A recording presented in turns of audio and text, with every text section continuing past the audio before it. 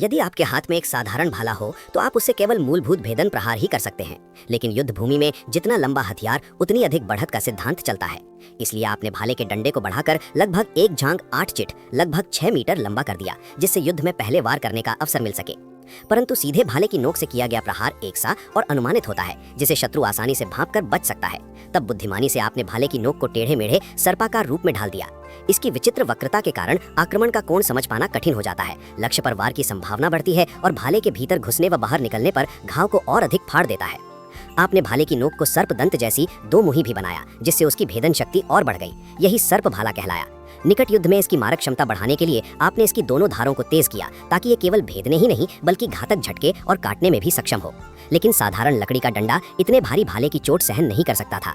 इसलिए आपने मजबूत और लचीली सफेद आश व्हाइट ऐश की लकड़ी से नया डंडा तैयार किया और लंबे डंडे के पिछले सिरे पर एक धातु का भार लगाया, जिससे आगे की भारी नोक का संतुलन बने।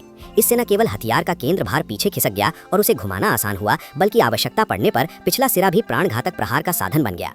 तीव्र युद्ध में बहता रक्त हाथ तक आकर फिसलन पैदा न करे, इसके लिए आपने भाले की नोक के नीचे घनी लाल घुंघरूदार झंडी बांधी, जो टपकते तरल को रोककर पकड़ को स्थिर बनाए रखती है। इस प्रकार आपने झांग बा शर्प भाले का आविष्कार किया। ये हथियार चीनी प्राचीन शस्त्रों में वीरता और प्रचंडता का प्रतीक माना जाता है। साहित्यिक कृतियों के माध्यम से ये महान योद्धा झांग फेई की छवि से जुड़ गया और अंततः निष्ठा, साहस और युद्ध आत्मा का एक प्रतीकात्मक चिन्ह बन गया।